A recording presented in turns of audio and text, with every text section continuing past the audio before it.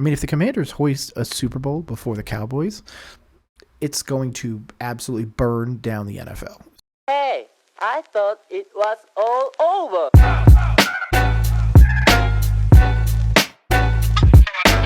Yep, that's it. They got the guy. It wasn't that hard. Come on. It's Adam Peters, and it was never close. Congratulations, Commanders. You guys got the best GM available this year. Brian Cooper Jr. here with Logan Paulson, and we have the pleasure of welcoming in our brand new GM, Adam Peters. Adam, how you doing today, sir?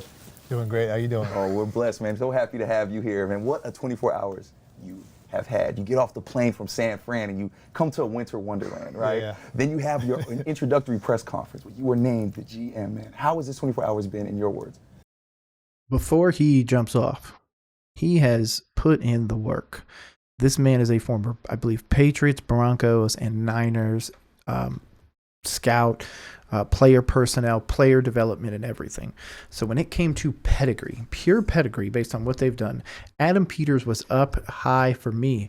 I'm a Carolina Panther fan, man. We need a GM and a head coach. We need a lot of things. This man would have been my pick. But I'm incredibly happy that the Commanders were able to secure him. He is going to enable them to just explode with talent. If you go look at this man's draft decisions over the last few years, especially with the Niners, oh my God. This dude knows what he's looking for, especially in the right scheme. I'm hoping he gets a West Coast Shanahan style as well, so this way he can continue developing and honing the skill and developing the players that he's been picking for the Niners. Just happens to be with the Commanders now. So it's been surreal. It's been incredible. It's been an honor. It's been the whole gamut of emotions. But I can't be more excited to be here with you guys, to be here with this organization. It's unbelievable. Man, I know you're excited, but we are extremely excited. I'm more. I don't know. The Commander fans are very, very excited because this offseason you were a hot commodity. A lot of places wanted you. What about that conversation you had with Josh Harris made you say, this is home? Yeah, we've talked about that a lot, and it was really my research beforehand in understanding what type of community this is, what type of area, the DMV, it's our nation's capital. This is a historic franchise. It's just a place that's ready to explode. And so seeing all that, the great amount of draft picks, the cap space, and then speaking with Josh, and that was incredible, and hearing his vision and seeing how our visions aligned. And right after that meeting, I joked around. I was like, I blew it, I think, in terms of all my leverage. I didn't even take any other interviews, and that was a testament to how great I felt about here. And nothing against those other teams are fantastic, incredible organizations, but it just says so much about this organization and what this means not only to myself but the entire NFL. This organization is a cornerstone franchise that I'm proud to be a part of. Yeah. It's also kind of crazy when you think about, because Sweat and Chase Young were both traded. One of those people, or one of those amazing players is what I should say, went to the 49ers, which means this man brokered the trade against the Commanders now to come in and then use that draft capital.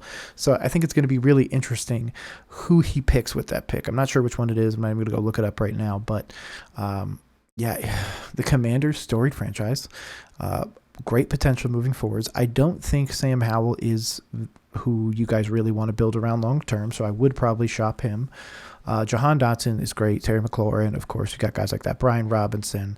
And then obviously on the defensive side, we got a few guys.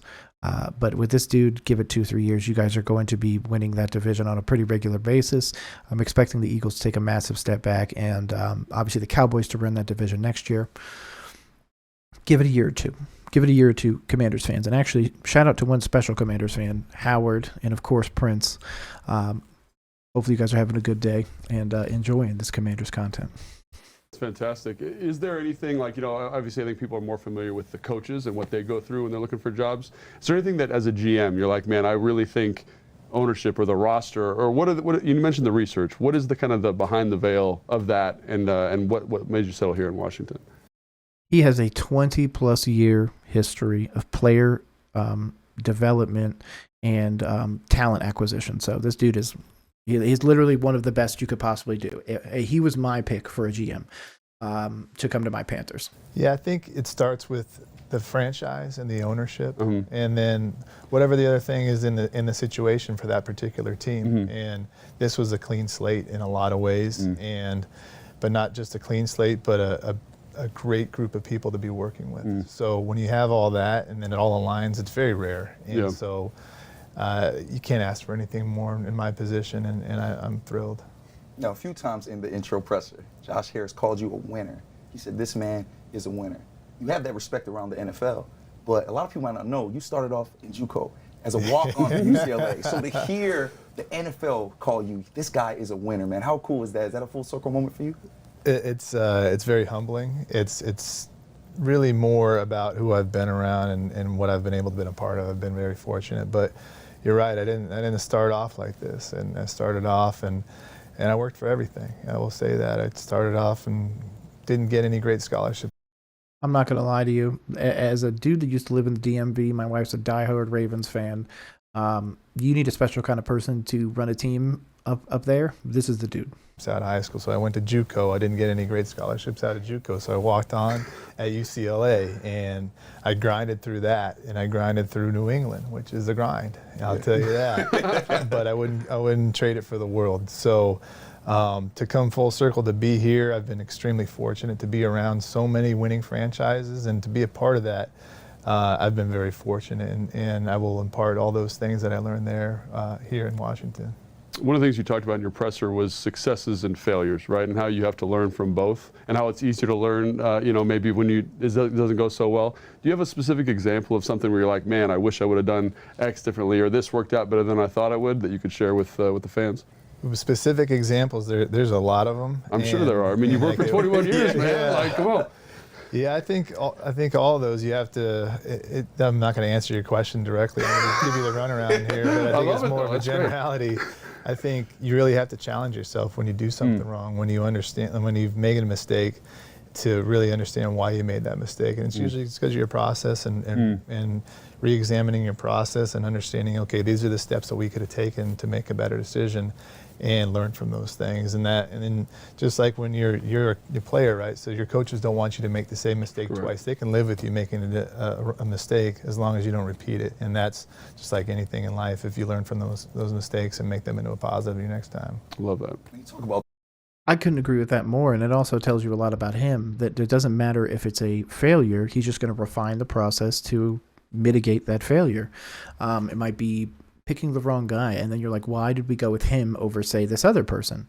It might have been personal input from another person. It might have just been a different, way to measure due to an internal control.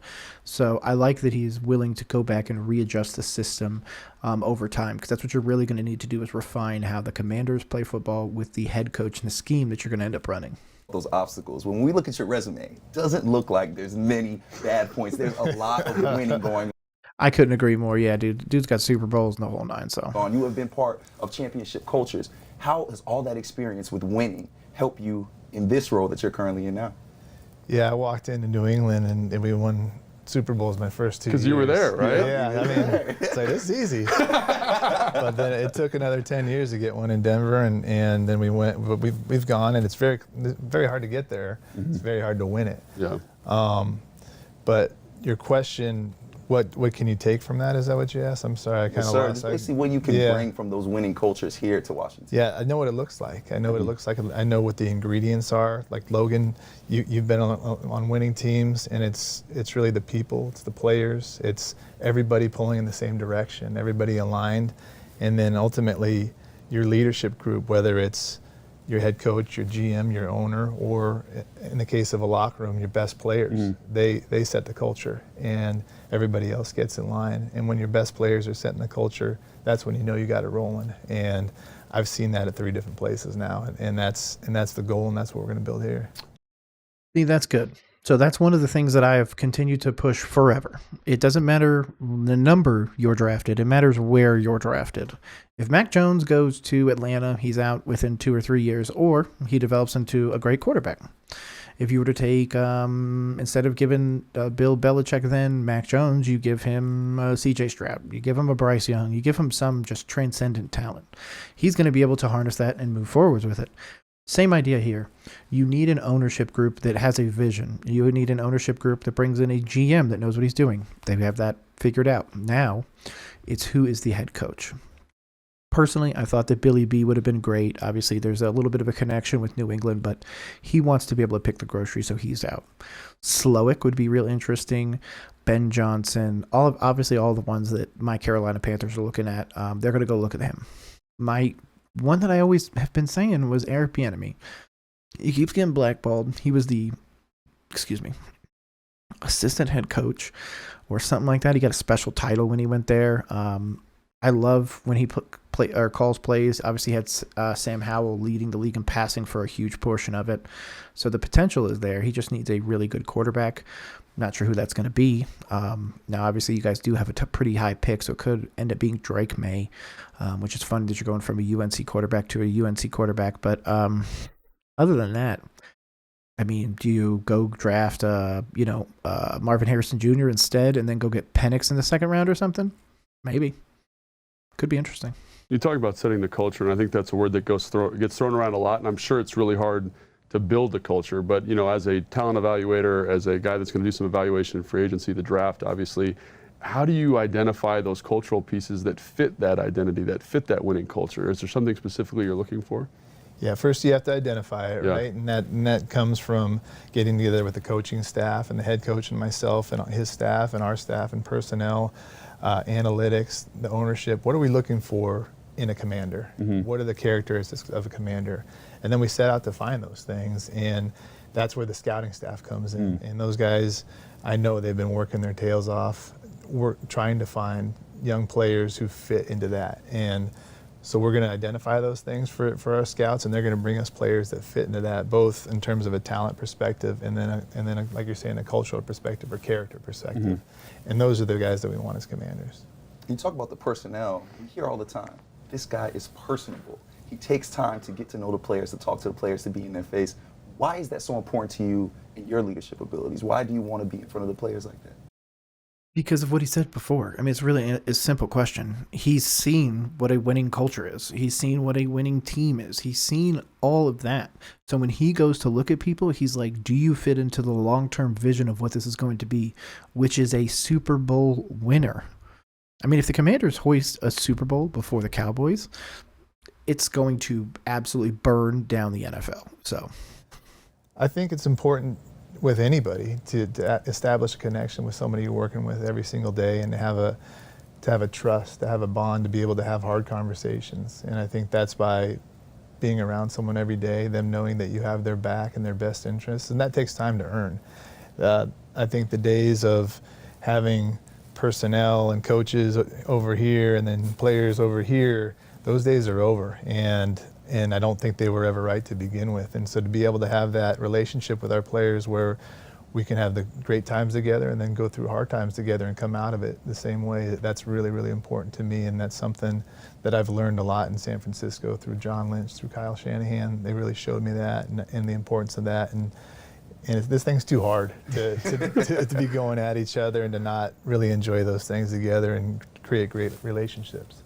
You talk about the relationships, and a big part of that, as you said, traditionally the scouts are over here, the coaches are over here, and obviously you've been very open about how you want to have a great relationship with that coach, and that's the next kind of big step. High-level thoughts, but like, what are you kind of looking for in that hire? And obviously, it sounds like personal relationships is going to be a big part of that. I mean, yeah, it should, for one. Obviously, it's not going to give us anything on this, on who they're actually going to take. That's all an internal matter, and I would hope that they keep it internal. But, yeah, he's going to want people that want to work together. One of the things that I'm going to give me 2 seconds. Carolina was just called out for this Hunger Games mentality where coaches were going against each other and they were all going out for themselves. That is not what a brand new GM that knows what a Super Bowl winning roster, what a Super Bowl winning front office, what a Super Bowl winning ownership does. They don't do that. They don't turn the coaches against each other. You need to all be pushing in the same direction. In fact, there's a great story from the Rich Eisen show, shout out, talking about Pete Carroll going to, I think it's the 50-yard line before a bowl game. I can't remember when it is. If I can, I'll link it in the description. But go find that. It was posted within the last few days. Today's the 19th of January. So it's right around then. But man, the coaches that can get people to push in the same direction are the coaches that frickin' win. Obviously, there's some players that can do that too. And obviously your ownership group and everything like that can help push everybody forwards. But if your coach, your GM, your personnel are not all pushing the same direction, you cannot win, period. Yeah, personal relationship with myself and relationship with the whole building. And Yeah. His vision is his vision aligned with ours. Sure. And so that's the next step of this process, identifying those traits that we're looking for, identifying those qualities, and then finding the best candidate that fits those. So yeah, it's going to be a great process. It's going to be a fun process, and we have some really, really good people that we want to talk to, and we're going to find a great coach to lead this team. And this is like a quick follow-up. Have you been a part of a coaching hire before? Because I feel like you've kind of jumped to spots that have had established coaches already. Now, this is my first one. Exciting, man. Yeah, it's really very exciting. The great thing about it is we have some great people that have been through that with us, and I'm going to lean on all the smart people I can to come make these decisions, and that's who has gotten me to this point, is leaning on really smart people that are willing to help, and that's what I'm going to continue to do. You've proven to be able to find talent not only in the first round, but in the very last pick of the draft, right? And we're very lucky. We have 5 picks in the first 2 days of the draft. How valuable are those picks in your words? They're all very valuable. Every last one of them, I'm telling you, they're all very valuable. But in order to be successful in the draft, it's about that process, and it's about what you were just talking about, having coaches and scouts and analytics, R&D, whatever you want to call it, everything on the same page and everybody working together, communicating with each other. This is what we're looking for. Okay, does this guy fit us? No, why not? And then telling each other and showing each other and just having that constant dialogue, that constant communication where we're all one. And so when we make a decision, we come out of that room unified. And so it's not the coaches pick guy, not the scouts pick that guy. We're all in that together, and throughout the whole time that player's with us. Well, just know you're in it together with the Commanders family as well. We're all a family here. We're so excited to have you. We're not going to hold you much longer because we know you're a busy man. We know you have moves to make. But what I want you to do right now, I'm going to put you on the spot, right? That's your ISO camera right there. I want you to look at the Commanders fans and tell them why they should be excited about the new era and what's to come. Commanders fans, I am so excited to be here. I'm going to work tirelessly to make this team a winner. And it's not going to just be me. It's going to be our coach. It's going to be our ownership group. It's going to be everybody in this building. We're going to all be working together, and we're going to put together a team that you guys are going to be proud of for years and years. We're going to compete for championships every year, and we're going to bring one back to the DMV. Oh, well, Mr. Peters, we are excited. I feel like we both want to put our pads and our helmets on right now for you. Thank you so much for taking the time with us on Command Center. We hope to have you in our studio more in the future. Absolutely, Thank you so much for your time, and we can't wait to see what this first year holds. Thanks, Logan. Thanks, man. Appreciate it. It's too far, right? It's like, yeah, I know it's awkward if you get up there. Shout out to the Commanders and the folks over at the Command Center. Y'all got a real one in Adam Peters. Again, he was my top candidate for GM. 20 plus years, 3 great organizations, soon to make it into a 4th, being the Commanders. But if you want more breakdowns, reactions, or anything like this on the regular, socials are right down there. My name is Nick. This has been Roll Coverage. You enjoy the rest of the day. Peace.